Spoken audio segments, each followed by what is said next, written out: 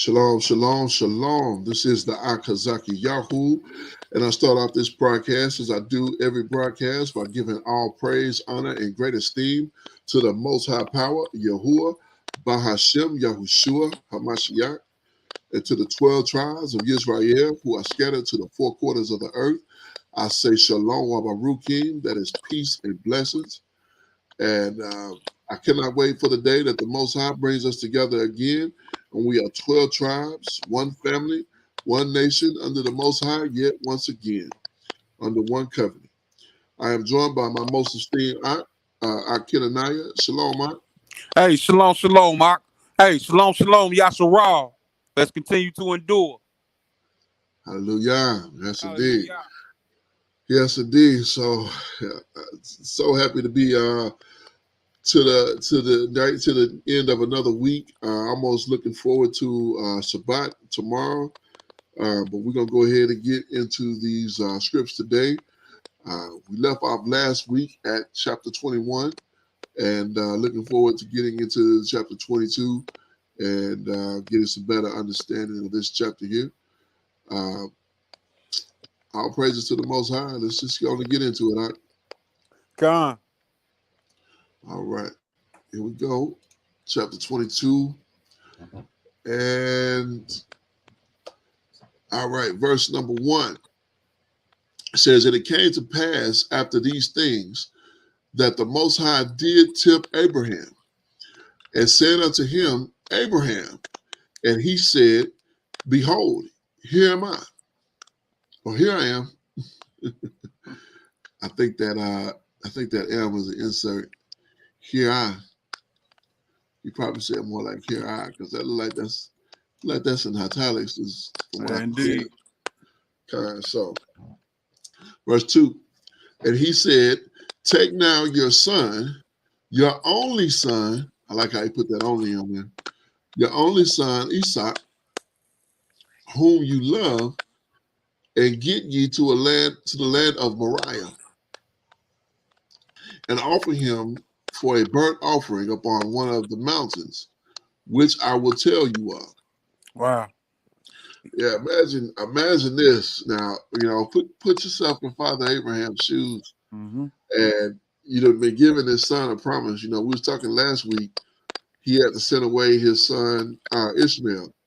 And how deeply that hurt him. But he obeyed because the Most High came to him and told him, I'm gonna take care of him. Go ahead and do it. And so he gets to this point, and now he's telling him to offer him for a sacrifice. So I just imagine, what his thought process is. I know that he knows that it's gonna be all right, but it's got to be something. Yeah, indeed, indeed. And what I'm thinking of, we've for like the last couple of weeks, we've been talking about Abraham and how he became Abraham and how the Most High has proven him from first moving him from the land of his kindred, where he had strength in family, removing him and separating him, proving him, and Abraham's faith is being built during this process. And we've seen some situations where Father Abraham, I'm not gonna say he lacked faith, but we know that he was, dishonest with the situation in Egypt in regards to his wife, who he said was his sister. So we speak about this often, like when before we get on the call, we just talk about how the father is a grand architect. The father at this point knows that he can tempt Abraham at this point to continue to prove him. And at this point, Abraham, this is the greatest test. You know what I mean? Absolutely. Oh, definitely. Yeah. I mean, this son, with this son, with Ishmael, it was a different situation, but still his son, it's still his flesh and blood. But he was not the child of promise. This is the child that he had been waiting for with the love of his life. So you get that with the woman you've been with all that time, and now you want me to offer him as a sacrifice. You want me to sacrifice him to you. Okay, I know you're gonna work this out, but let's go ahead and get it done. So verse 3, it says, and Abraham rose up early in the morning and saddled his donkey and took 2 of his young men with him and Isaac his son, and clave the wood and the for the burnt offering, Mm-hmm. and rose up and went up to the place in which the Most High had told him. So he's obeying. He was obedient. Okay, this is what you want me to do. I'm gonna do it. God. I know you're gonna work it out because you worked it out too many other times. And just think about where we were at a couple of chapters ago with the destruction of Sodom and Gomorrah. The Most High tells him, I'm not going to hide anything from my servant. You know what I mean? So I'm going to tell you, I'm getting ready to destroy this place. And we see Abraham asking the Most High, are you going to do it if there are 50 righteous individuals? Will you spare that city? Like, we don't hear him talking to the Most High at this point like that. No, we just see him being obedient. Right. No negotiation. Just, this is what you want me to do? Okay, this is what I'm gonna do. Hallelujah. This is what you say, this is what yeah. So you can see his progression is definitely grown. And there's a lot of growth in him here. And that is a barakah to see. To read it here. Verse 4 says, then on the 3rd day, Abraham lifted up his eyes and saw a place afar off. And Abraham said unto the young men, abide here with the donkey, and I and the lad will go yonder and worship, and will come again to you. It's funny that that word yonder. You from the South, I'm sure you've heard your parents. Indeed. For real. Yep. It's funny to see that written here. I know that's not the word he said. I wonder what. Let's see what that word came from. That is interesting that they chose to put that word there. Let's see what that yonder is. I spent a lot of time around older people, man. So there was a point in my life when I was younger where I would talk like one of the would laugh. They'd laugh like, what you just around yonder? Nah, it's over right. Look, the Hebrew word is ko. Strong's H3541. Ko. Yeah. Ko. Interesting. Thus here in this manner, thus so here and there. Yeah, it's just one of those kind of abstract words that you understand without knowing what it means. God. Yeah, you just know. Over yonder, you know what yonder is, even though you can't tell you where it's at. Right. But you can tell by their look. That's it right there. So that's interesting. All right. Let's get back here. Ko. Just start using ko instead of yonder. Right. Ko. Right. Go ko. Go ko. All right. Verse 5. Slovakia, not 6. 6. Okay. Con. And Abraham took the wood of the burnt offering and laid it upon Isaac his son. And he took the fire in his hand and a knife, and they went both of them together. And Isaac spoke unto Abraham his father, and said, my father. And he said, here am I, my son. And he said, behold, the fire and the wood, but where is the lamb for the burnt offering? And Abraham said, my son, the Most High will provide himself a lamb for the burnt offering. So they went, both of them together. So right there, he told you what the plan was. This is his plan right here. This was his plan from the word go. If the Most High don't provide it, I know I'm not gonna have to do what he's saying. So it's something gonna happen. It's trust, Doc. Like you Correct. said, man. It's trust in the Most High. Yes, indeed. Yes, indeed.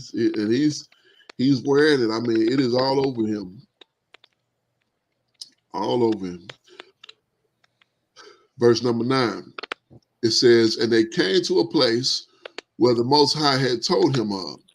And Abraham built an altar there and laid the wood in order and bound Isaac his son and laid him on the altar upon the wood. And Abraham stretched forth his hand and took the knife to slay his son. And the messenger of Yahuwah called unto him from the Shamayim and said, Abraham, Abraham. And he said, here am I. And he said, lay not your hand upon the lad, neither do you anything unto him. For now I know that you fearest the Most High, seeing that you have not withheld your son, your only son, from me. Now, this is some interesting information here, because we see in verse 11 that this is the messenger. That this is the messenger of the Most High, of Yahuwah, saying unto him from Shamayim. He's calling him from Shamayim. So, and then he tells him that you showing that you fear the Most High, seeing that you have not withheld your son, your only son, from me. So, once again, I mean, I think this is more authentication that this is definitely Hamashiach. Come. This is definitely so. Abraham, from Abram to Abraham, dealt hand to hand almost with, definitely hand to hand, because he walked to him. You know, when they came to him, he made a feast, and yeah, he dealt hand to hand with him, face to face, as he came to him in human form.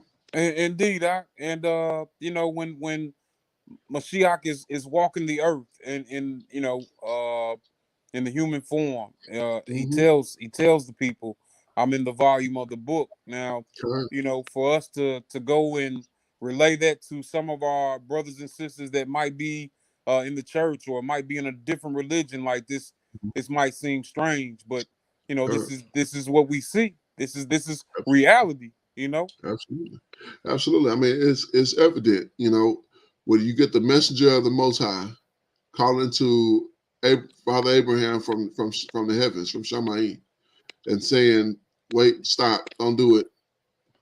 I can see that your faith is real, because you know you have not withheld your son from me. You know, your faith in the Most High is real because you have not withheld your son from me. It is me who is giving you these orders. I'm the one pulling these strings. You know, so that tells us that this is not just a what you would call an angel. This is not just a messenger. This is one having authority. Exactly. This is one who has the ability to say in his name, to speak in his name, to move in his name, to do everything in the name of the Father. So, all praises. Hallelujah. Yes, indeed. Verse 13. And Abraham lifted up his eyes and looked, and behold, behind him a ram caught in the thicket by his horns. And Abraham went and took the ram and offered him up for a burnt offering in the stead of his son. Can you imagine that relief? I mean, I would want to dance. I would just want to dance. Man. Not only you tell me not to don't do it, but you allow me to even complete the mission by sending a ram. And he told his son that was going to happen. Indeed, The Most High will provide it. All praises. If his faith, we've seen his faith progress, and to this point, I mean, oh my goodness, it's just next level, just way next level. Indeed, man. Indeed. Yes, It's some good stuff. It's some good stuff, man. Hallelujah. Yes, it did. Verse 14. And Abraham called the name of that place Jehovah Jireh. Yeah, well, we see what that's written there, but that's actually, I believe that would have said Yahuwah Jireh. Okay, kind. Yahuwah, I don't even know how to say Jireh. Yahuwah, Jireh. Yeah, that's it. Yahuwah Jireh. As it is said to this day, the mount of Yahuwah, it said it shall be seen. The mount of Yahuwah, it shall be seen. So let's definitely take a look at that Yahuwah Jireh. Because I've heard it in a song before, and I want to say it's provider. Okay. My provider. But, yeah, Yahuwah Jireh, my provider. Yeah, Khan. Let's see how they pronounce it. Strong's H 3070. Jehovah Yireh. Jehovah Yireh. So Yahuwah Yireh. Mm-hmm. Yahuwah Yireh. Yahuwah Jireh. Either way. Yahuwah Jireh. Yahuwah. We'll see. Civil name Abraham, Mount Moriah. Now here's a good question: where in the world is Mount Moriah? This is definitely in Canaan, I believe. I'm gonna tell you something, man. Mount Moriah is isn't that another name for Sinai? No. I'm talking about Sinai? I'm thinking about a different one. Now the Sinai is something else, but it's two names that are attached to the Mount Sinai, and one of them I want to say it's in Numbers. In Numbers it gives a different name for Mount Sinai, but it's I forget what it is. I forget where it's actually located at, but in the scriptures. But Mount Moriah, I believe, is like you said, in the land of Canaan. Okay, come. I think I heard somebody try to say that it was actually in Kenya, and I don't know if there's any validity to that. Right. I mean, I don't know how far he would have traveled to do this.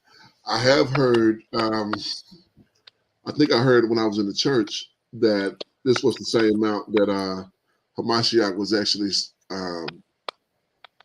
executed on or put to death on.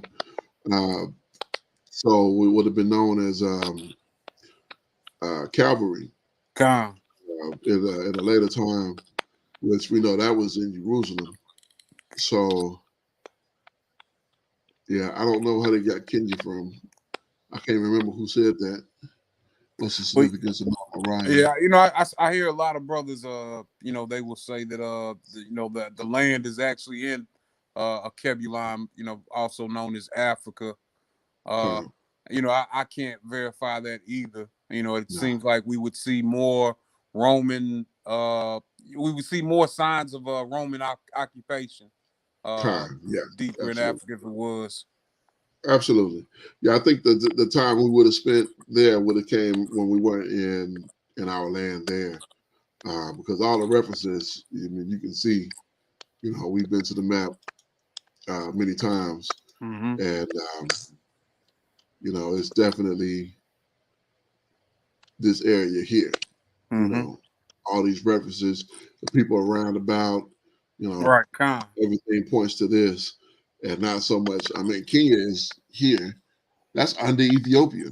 Right, So if the Ethiopians were here, or not, and then we talking. That's a long way to walk. It's not a short trip. You know, they say that it takes a year and a half to go from the Euphrates to West Africa, right? So, you know, you're talking about at least 7 months, you know, half that time to make it to Kenya, you know. But I'm not sure. I'm not exactly sure.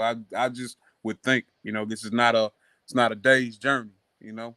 Definitely not. No, it's not even a week's journey, I don't believe. And you know, that would be extensive, especially for him, a donkey, and then 2 young men, and then of course Isaac.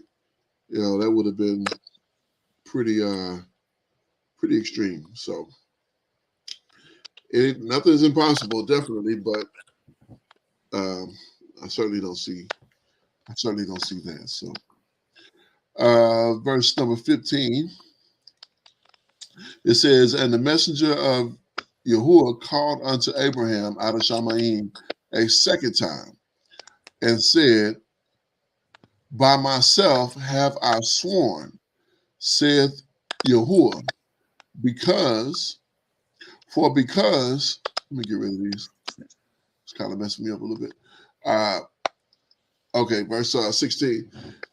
And said, by myself have I sworn, said Yahuwah, for because you have done this thing and have not withheld your son, your only son, that in blessing I will bless you, that in blessing I will bless you, and in multiplying I will multiply your seed as the stars of the Shamaim, and as the sand which is upon the seashore, and your seed shall possess the gate of his enemies. Mm-hmm. You know, so we know this is the righteous seed that he's speaking of, not the wicked seed. Right, exactly. But you know, those who trust in him, those who are obedient to him, you know what I mean? This is our expected end, is to possess the gates of our enemies. Fearing no man, being bold and courageous, like he told Moses, like he reassured with Joshua, you know. Absolutely. I mean, he made this establishment. I mean, this is the beginning of it. You know, he dealt on a level. Of course, he dealt higher, I think, with Adam, and we really didn't see any hand to hand, face to face with Seth. But you know, it was the children of Seth dealing with the children of Seth dealing with the children of Cain that caused the flood in the first place. And so we do see a lot of interaction with Noah. And from Noah, you know, we really don't see as much. You know, we came down to see the tower, and you know, the earthquake and all of that stuff happened. But once we get here to Abraham, I mean, we get this is a next level interaction with man that we see written in the book. So, you know, this is a Barakah to see, and how he was just blown away here. And I mean, I want to say blown away, but he was very pleased. Let me say that he was very pleased here, and Abraham's willingness to obey.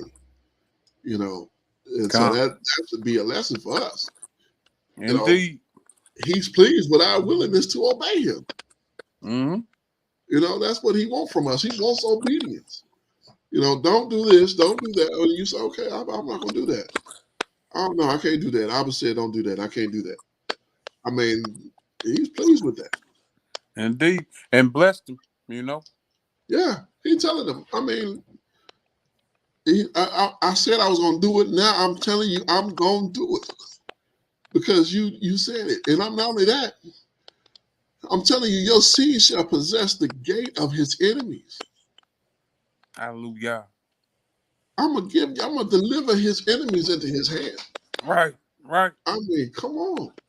Come on. What more can you ask for? Right. What more could we ask for? We couldn't ask for much more than that. Verse number 18. And thy seed shall all the nations in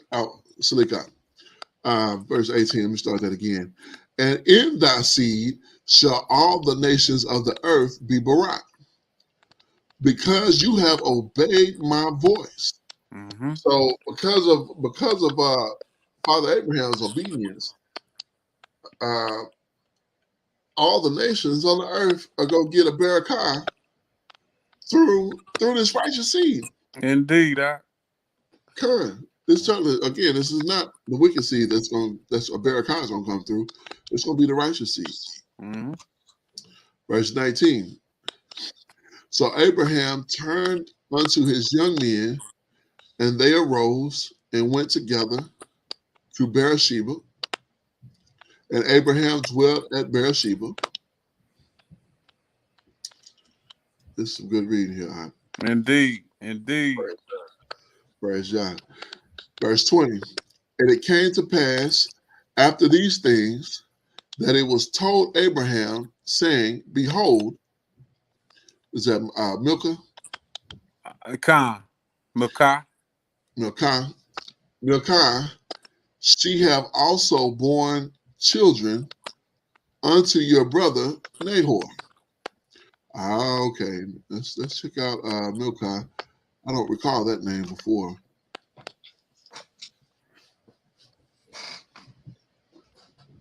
Let's see what this is. Let's see what this is telling us about here. What can they tell us about? Here she is. Milcah. She had born children unto his brother Nahor.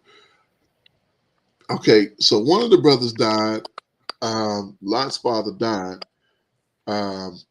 And okay, so this was, because I remember him and his brother both had wives. Mm-hmm. He had Sarah, and his brother had a wife, and then maybe this is what her name was. Let's see. Oh, look at here. Her name means queen. Let's see how they pronounce it. Strong's H 4435. Milcah. All right, and looks like it's used 11 times. Daughter of Haran, wife of Nahor. Okay, so Nahor is his wife's name. Mm-hmm. Her uncle and Abraham's brother, to whom she bore 8 children. So, go ahead. So this was Haran was Abraham's brother, right? I'm trying to remember. We may have to go back to 11 or 12.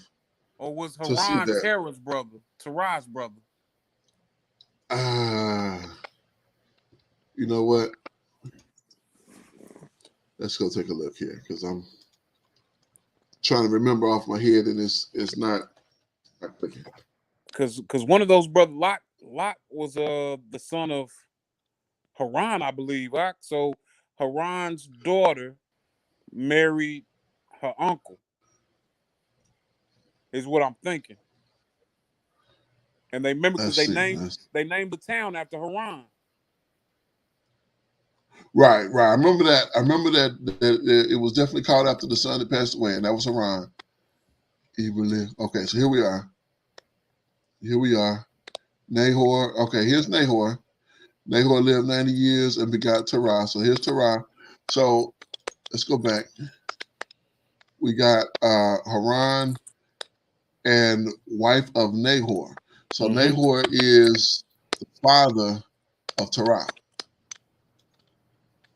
Trying to repeat this. Car. Yeah. But he's also a son. He's also the son of Terah. Terah named one of his sons after his father. Oh, he sure did. Yeah, here it is. Yeah, you're right. Verse 26. This is 11 and 26. Beersheba, 11 and 26. And Terah lived 70 years and begot Abram, Nahor, and Haran. Mm-hmm. So yeah, he did name his. I didn't catch that. Con. He named him after his father. Indeed. Okay, let me highlight this because that's good information to know here. All right.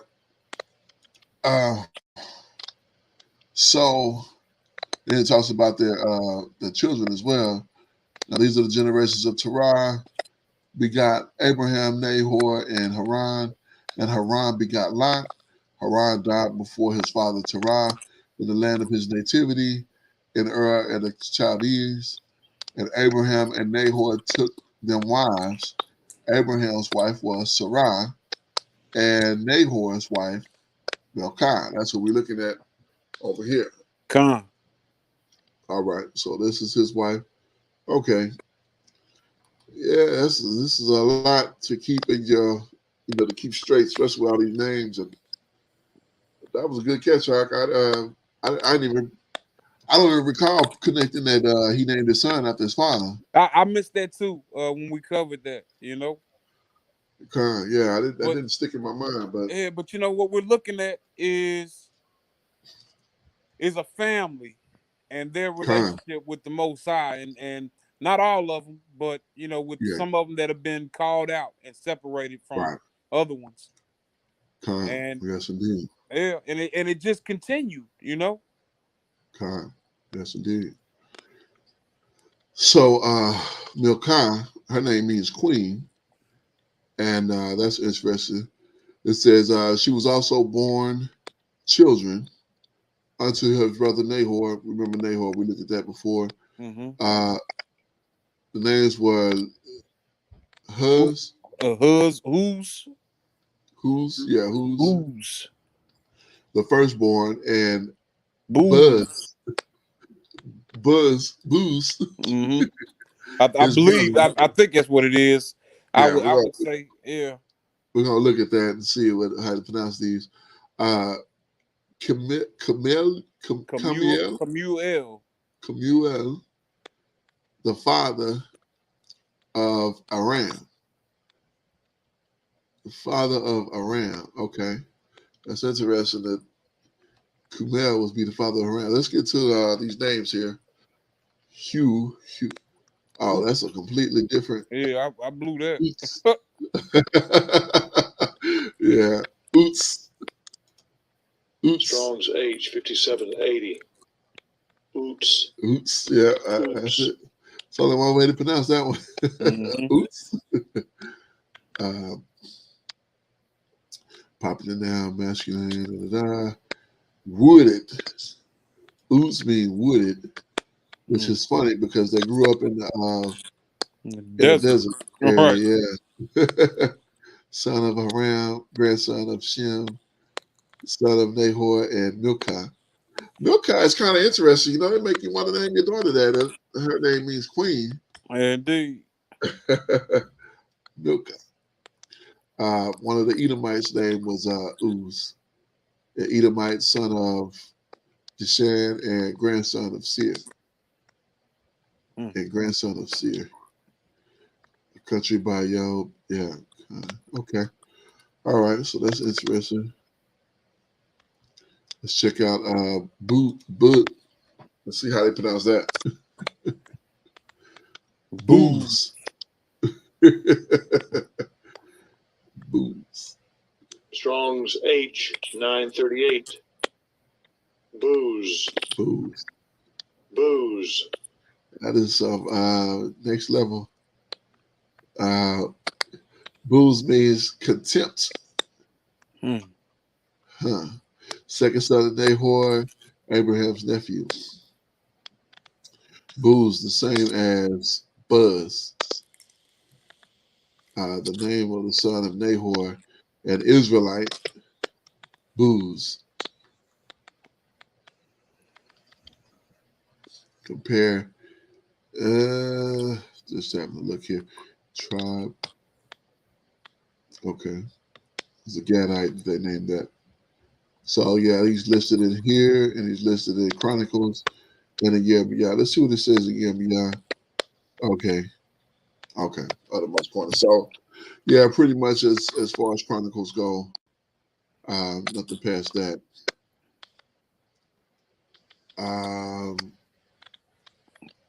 And this one here. Yeah, Let's see how they Kemuel. pronounce it. Kemuel. Yeah, let's see how they pronounce that one. Kemuel. Kemuel. It sounds like the leader of North Korea. 1005. Khan. Kemuel. Ayo. Kemuel. Kemuel. Ale, like the stuff you drink. Ale. Right, ginger ale. Right. Khan. Khan. All right. Yeah. Rising of I like the that. Most High. Yeah, that's a nice name. Nahor Milka. Maybe Kim Ya. Khan. Kim Ya. Crazy. Yeah, that'd have been doper. So yeah, that would have been nicer, actually. Prince, tribe of Ephraim, one of the 12 men selected, promised land between the tribes, Levite. Okay, just scanning here, seeing if anything kind of sticks out. Yep, here, Numbers and Chronicles. So just in Chronicle is all this name is mentioned as Chronicle-wise. Yeah, we can see here Kemuel, father of Aram, Kemuel, the son of Shipatan, and Kemuel of, I don't know how to pronounce that. Aaronites. Aaronites. Aharonites. Aaronites. Aharon. Zadok. Okay, Khan. All right, let's go back. Finish this chapter and get to the next.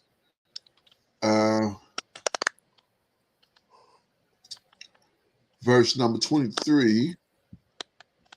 Oh, Slakia. Yeah, 22. 22. Khan.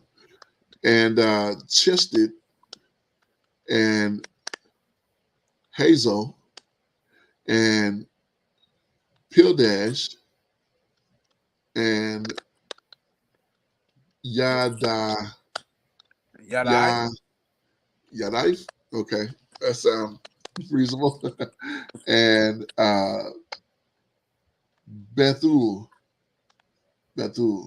Okay, let's check out this first one. I think I butchered that one. Kased. Yeah, I think you got that one right. Strong's H 3777. Kesed. Yes, indeed. Chasen increased for son of Nahu, grandson of Noah. You know, I don't really remember reading about them before. I don't remember hitting this portion of it. Me neither. This is the only place that Kesed is mentioned in the whole book. Interesting. I mean, he must have been absorbed by somebody else, which would have probably been surrounding people. Yeah, the Aram, yeah. Hazo, Khan. Yeah, it's some stuff they show on TV with that name H-A-Z-O or A-Z-O. I don't know if you've seen that stuff. I can't remember. Means vision. See how they pronounce it. Strong's H 2375. Hazo.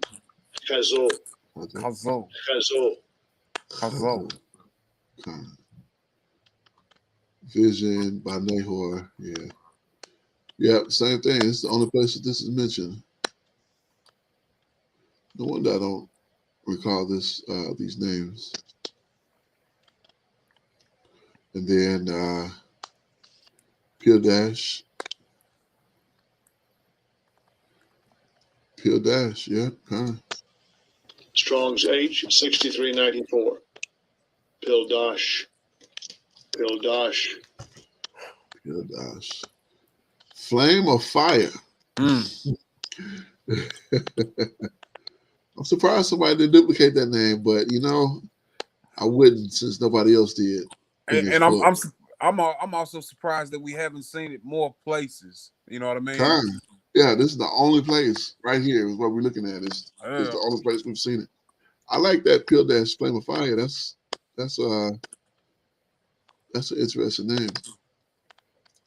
Let's see what this how to even pronounce this one.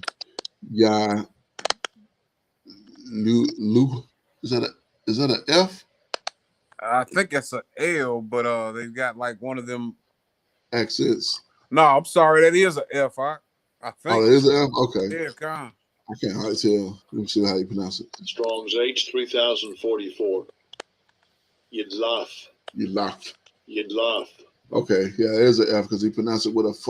Mm-hmm. You laugh, which means weeping.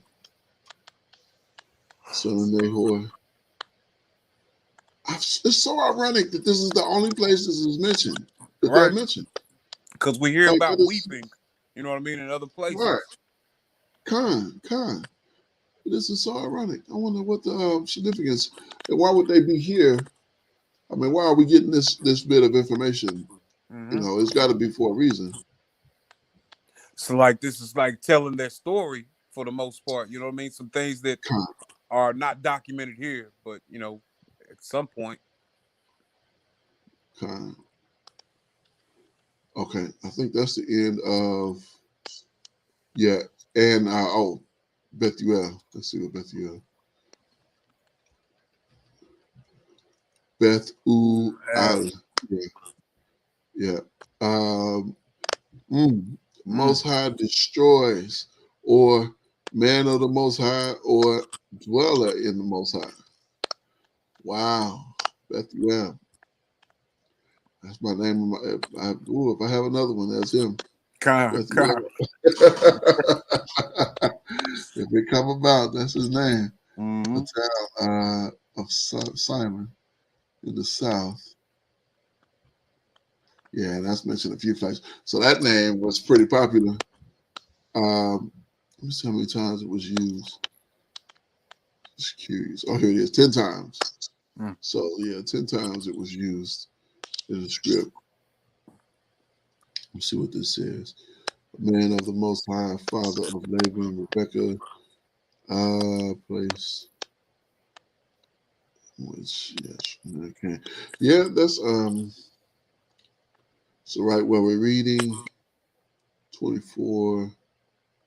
So in the next coming chapter, a few times, 25 is used once, 28, and then in Chronicles. Mm-hmm. Okay. And the last couple of verses here. And Bethuel begot Rebecca. Oh, there we go. This is why we get this information. Uh-huh.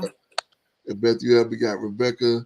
Those 8 Milcah did bear, and Nahor, Abram's brother, and this concubine whose name was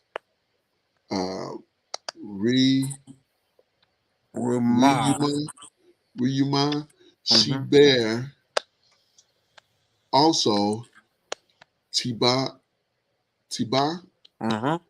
and Gaham, and Tahash, and Ma'akah. Okay, Khan. Let's check out those ones. So this is not the same Rebecca that Isaac married. It is indeed. It is. Yep. Oh, Khan. Okay. Praise Yah. Okay, yeah, because I'm thinking it's some time separation. No, Isaac is now. Yeah, Isaac is on the scene. He was in this chapter. Right. Okay, so that's why he's giving us this information. So yeah, there we go. Rebecca is Abraham's great niece. Khan. Okay. So yeah, Khan. So that makes her and Isaac cousins. Indeed. Okay. Of the same line. Well, not the same. Well, so to speak, man, from the same. They have this. They share a patriarch. Yeah, In grandfather. Terah, yeah. Terah, yeah, kind. Yes, indeed. Well, I mean, because it's illegal, when you go into Leviticus 18, Indeed. it doesn't say, yeah, the son of your or the daughter of your uncle or aunt. It doesn't say that. It just Right. says your mother, father, brother, sister, auntie, uncle, and any variation of that. So The Most High was really dealing with this family, man. kind. I mean, he was right there with him. Like he let him go like this, like she was made for him. Indeed. Kind. Let's see what did we look at this one, Bethuel? Yeah, we looked at that one. That was because you said you liked that one. That was kind. Destroyer. The Right. power destroys. Kind. Let's see what her name means, Rebecca. Let's see what the Hebrew word for Rebecca is. Mm-hmm. Rebecca. How they pronounce it? Strong's H 7259. Rivka. Rivka. Rivka. Rivka. Okay, I like that. I like that one. What is that? Ensnare. Ensnare. Wow. I don't know about that. Trap or something. Yeah. Right. Yeah. I don't know about that one. She sure ensnared Esau. Right. She really ensnared Yaakov with telling him to do what she said do. Uh-huh. Wow. Yeah, I wouldn't use that one. Right. Wouldn't do that. Let me see those 8 with Milcah. We looked at Milcah and Nahor, his brother, and the concubines whose name was let's look at this one. Re'umah. Yeah. Re'umah. Yeah. Yeah, you got that one out. Elevated. Okay. Re'umah. Re'umah. Is it Re or Re? Let's see. Strong's See how H they pronounce it. 7208. Re'umah. Yeah, kind of. Re'umah. Re'umah. Elevated. I like that. Re'umah. Concubine of Nahor, brother of Abraham. A Syrian woman, Re'umah. I wonder how if that's a name they use in Syria. Re'umah? Oh, she's everywhere. She's everybody's auntie. Right. Re'umah. Let's see. Tobiah.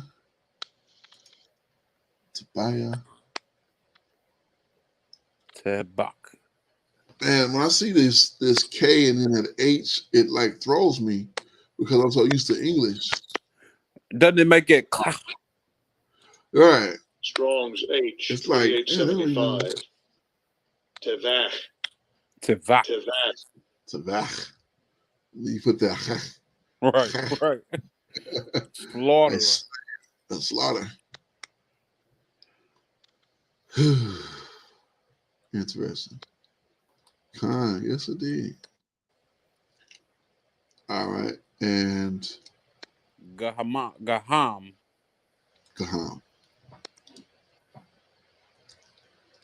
Gaham.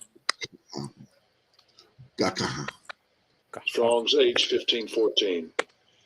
Gachem. So that K is silent. Mm-hmm. Gaham. Why they got the K right there? I don't know why. You need that K right there. That means burning. Okay. And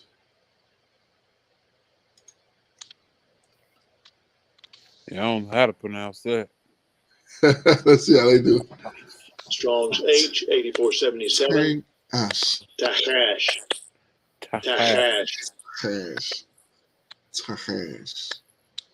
Tahash, like succotash. Tahash.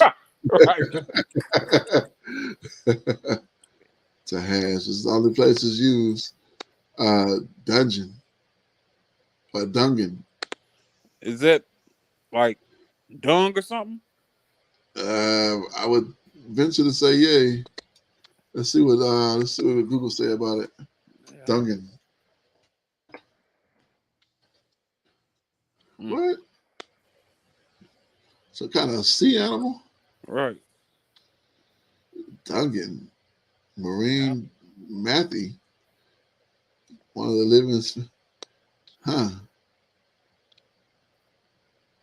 Are there even any left? That's interesting. Oh, Duncan had became extinct around China and Taiwan, according to the about 200 individuals remaining. Wow, them things about wiped out.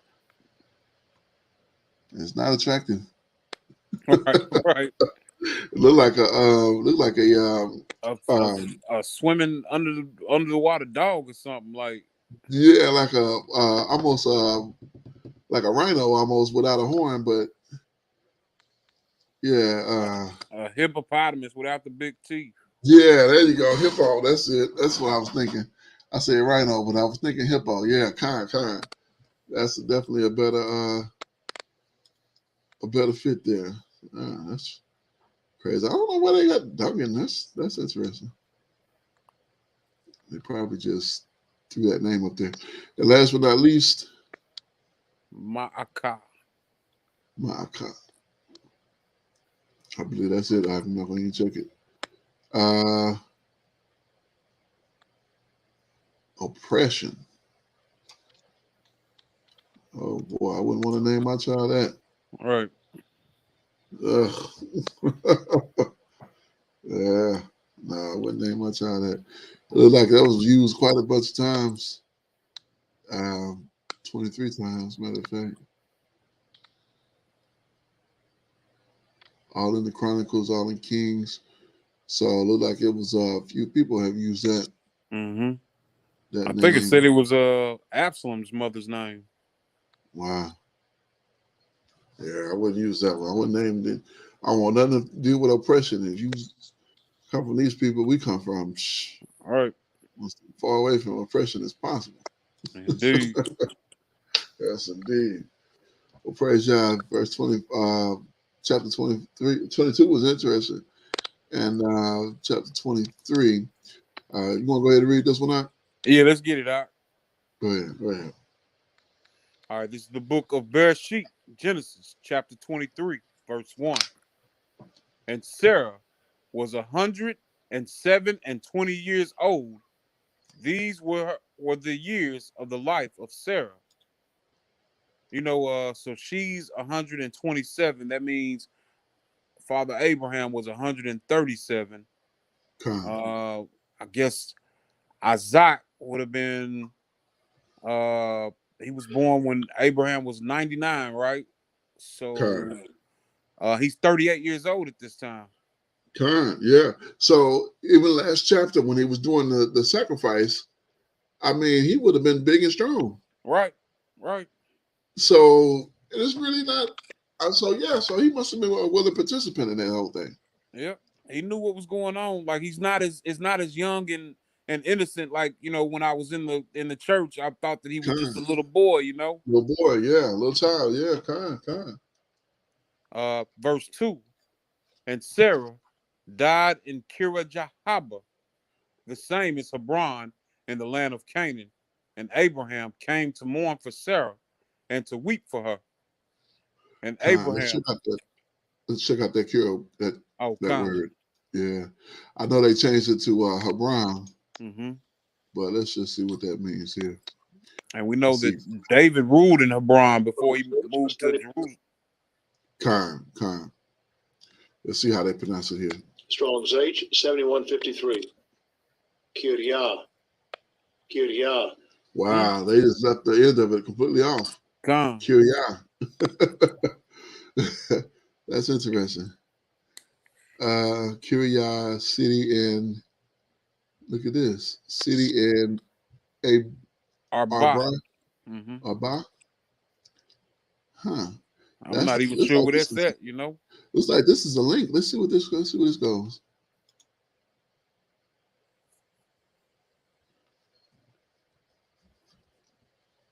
City in Hebron. So Hebron, like two other places. Caleb's son. Okay. even the city of Hebrah, gave them the city of Hebrah. Okay, so this is after they took. So yeah, this is still Canaan. It's just what it was before. Before we came and took it over. Mm-hmm. So it makes sense. All right. I was just curious. I thought maybe it had some, some underlying meaning. So okay, let's get back to it. Let's see. Where we at? 3, verse right? 3. Come. And Abraham stood up from before his dead and spake unto the sons of Heth, saying, I am a stranger and a sojourner with you. Give me a possession of a burying place with you, that I may bury my dead out of my sight. Have we talked about Heth before? Yeah, we did look at Heth. Heth was I believe Heth was a Amorite.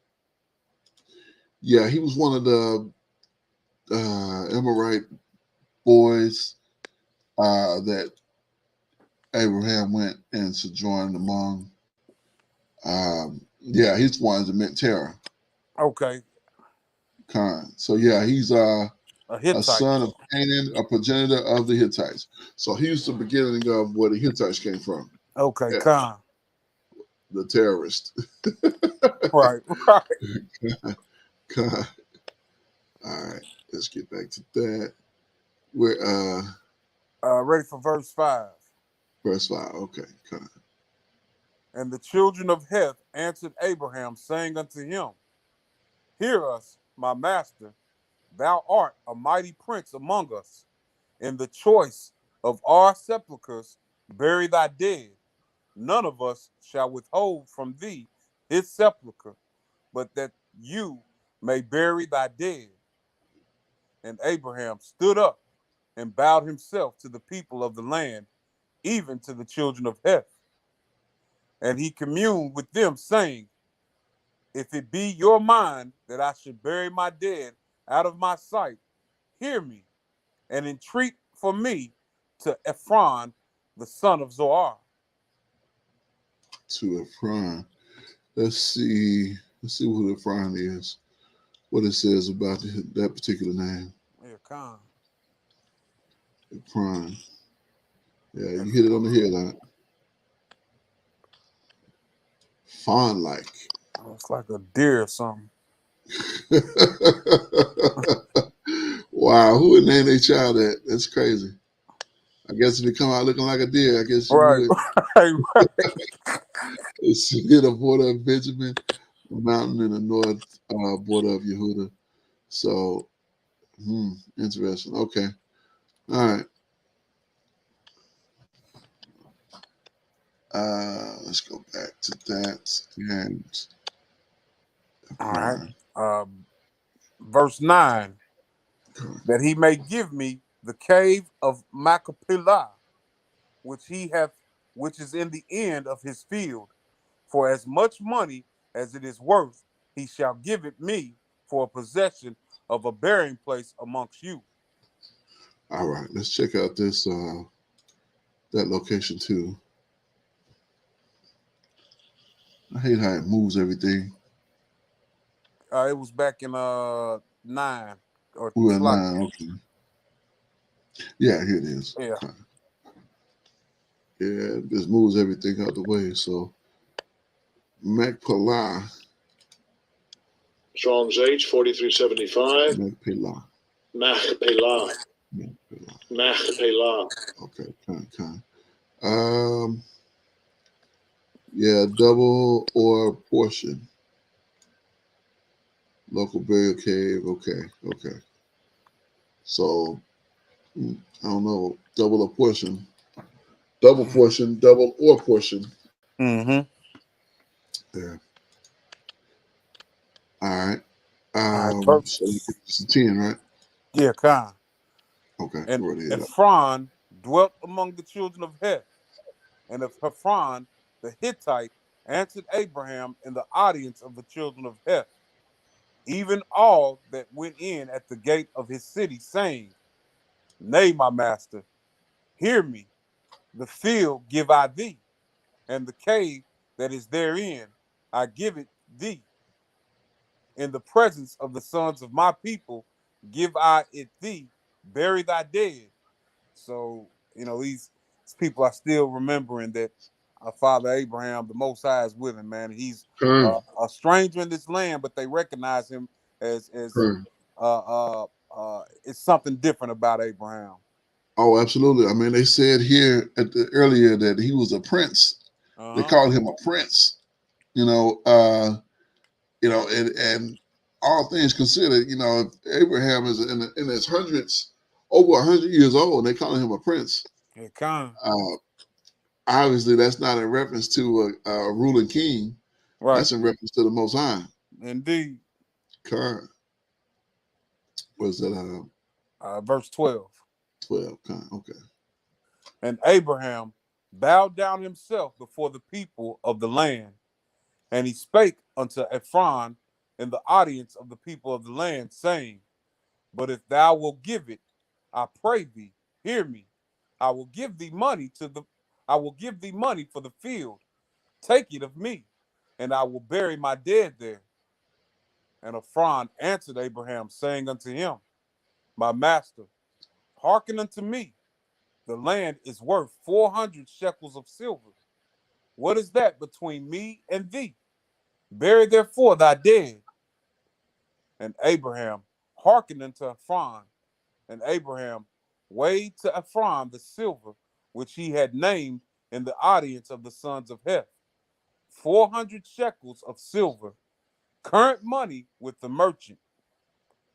And the field of Ephron, which was in Machpel, which was before Mamre, the field and the cave which was therein, and all the trees that were in the field, that were in all the borders round about, were made sure unto Abraham for a possession in the presence of the children of Heth, before all that went in at the gate of his city. And after this, Abraham buried Sarah his wife in the cave of the field of Machpel before Mamre. The same is Hebron in the land of Canaan.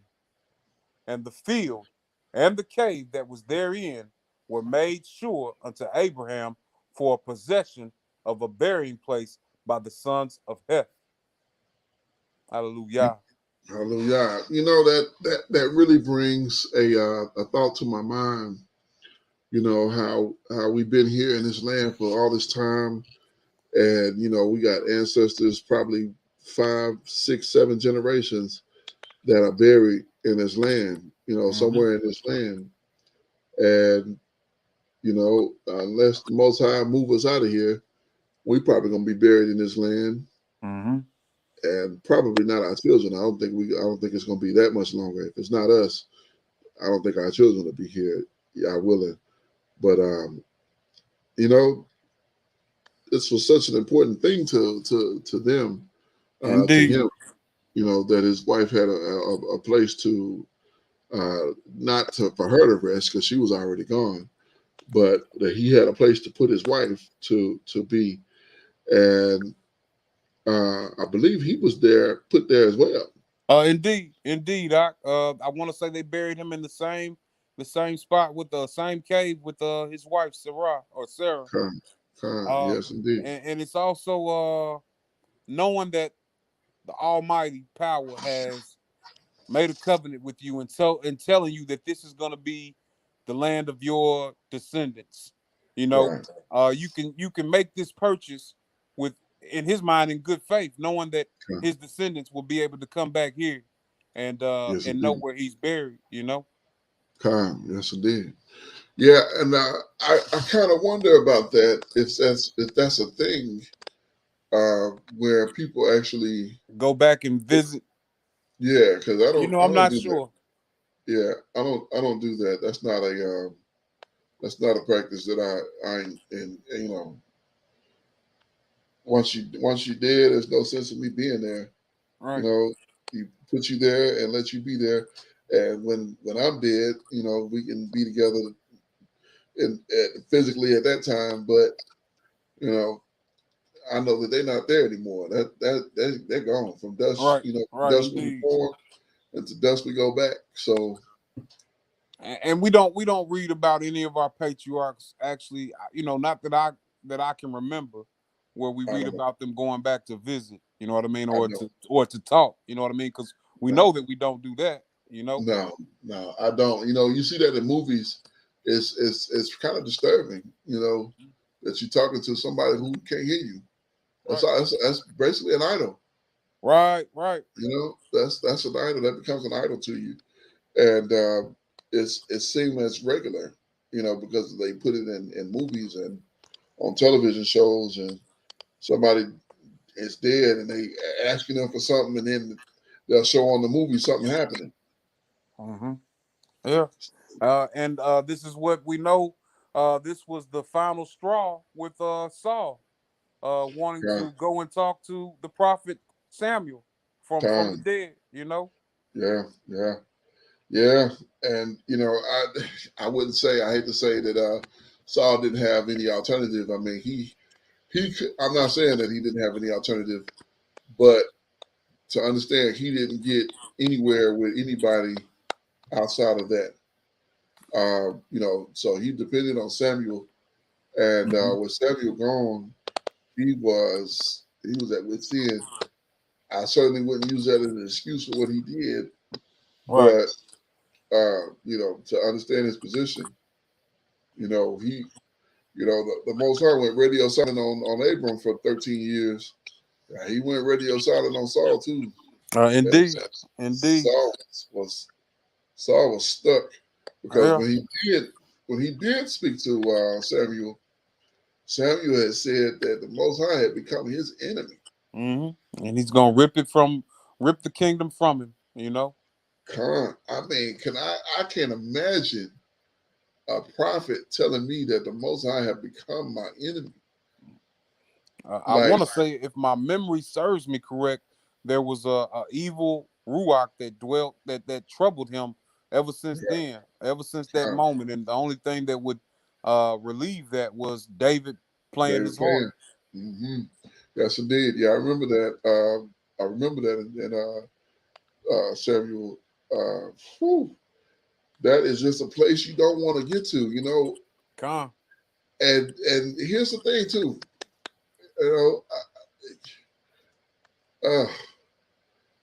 Saul, much like Adam, he was the first. He was the first king of Israel. Of I guess you could call it Israel, of modern Israel at that time. One of my Akim said that Judah was actually the first king of Israel. I don't really. I mean, I get that. I get what he's saying, but I think Saul was truly the man to first get that crown, and so he literally had. I mean, yeah, Samuel, but outside of that, he had no. There was no blueprint. And anytime you go into something with no example, good or bad, your possibilities for you to mess up are just huge. When you don't get an example of what not to do or what to do, and you just got to kind of, I mean, I feel what you're saying, but I think it's that much more. An individual that's in that situation needs to depend upon the Most High that much more. Oh, absolutely. I agree. But remember when when the Most High told him to destroy all the Amalekites, and and everything in the city, just kill everything.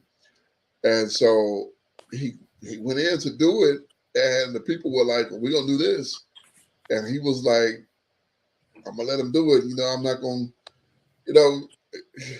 He was kind of he was a coward at the beginning. When they went to get him, he ran. Yeah, he was hiding. Right. So that's who he was. So it's not like he was thrust into that position to be good point. I never yeah. really thought about that too much. Yeah. Yeah. I mean, he was thrown into that position to be the king that they said they wanted, but look, they really didn't want. Mhm. But at the same time, I mean, he started off almost decent, but then he just didn't know how to make things happen. But God. seemed like, ironically, when the Most High separated from him, seemed like he started making things happen at that point. Mm-hmm. You know, he was like, well, it's all on me now, so I gotta make it happen. So we'll get to him in the coming weeks, y'all willing, God. but that's some interesting that's gonna be some interesting topic.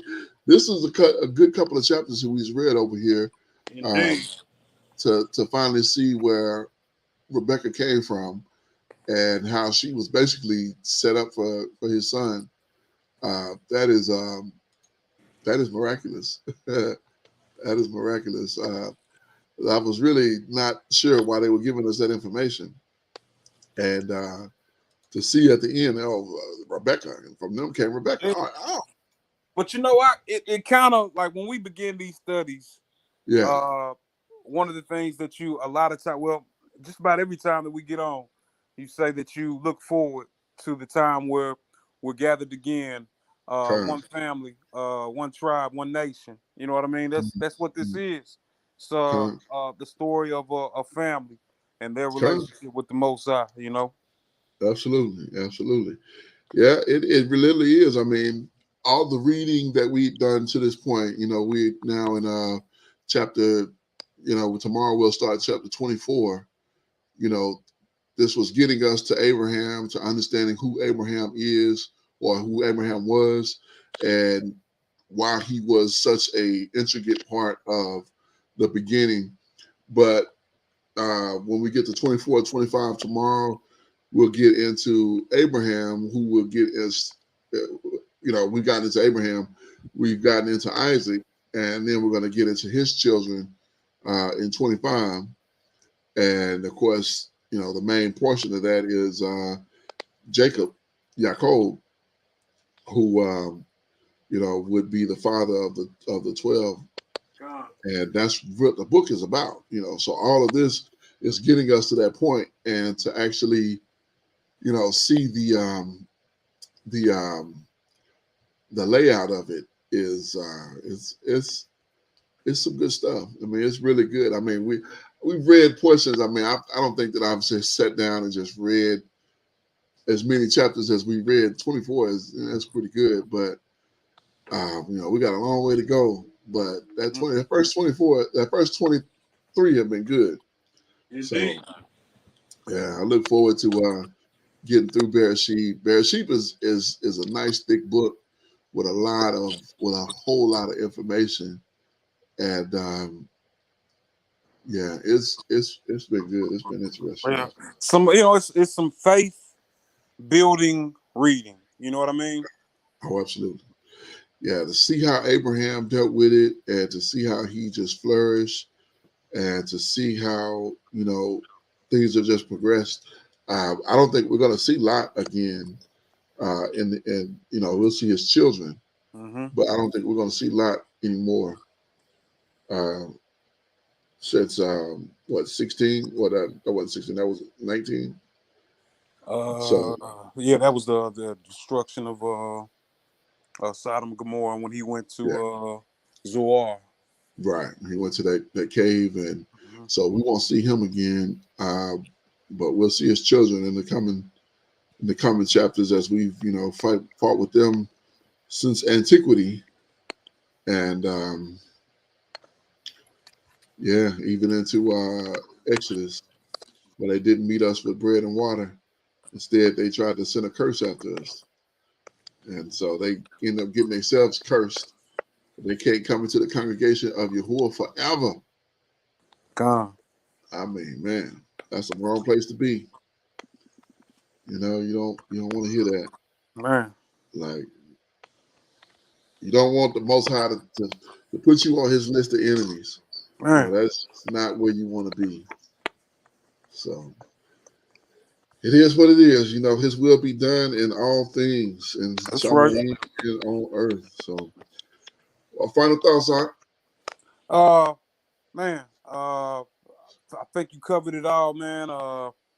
It's really been a blessing to look at the building of Abraham going to transitioning into Abraham, father of the faithful and friend of the Most High. Yes, indeed. All praises. It's so miraculous. We hadn't got to the place where he called him his friend just yet, but I think that's coming in the next chapter, I believe, in 24, which we'll cover tomorrow. But that is definitely quite an accomplishment to get to the place where Mashiach, or the Most High, the representative of the Most High, is calling you his friend. That is definitely miraculous. So we definitely got a great example to follow in the elder, and I'm thankful for all of it, and to be able to read it is such a barakah. So I look forward to getting back to it tomorrow and getting deeper into it. So I'm going to end this broadcast again by giving all praise, honor, and great esteem to the Most High Power, Yahuwah, Bahashem, Yahushua HaMashiach, and to the 12 tribes of Israel who are scattered to the four quarters of the earth. Again, I say Shalom Vabarukim, that is peace and blessings. And I cannot wait until we are gathered together once again. And we are 12 tribes, one family, one nation, under the Most High Power, the one covenant, yet once again. Until then, Shalom, family. Hey, shalom, family. You all be blessed. Indeed.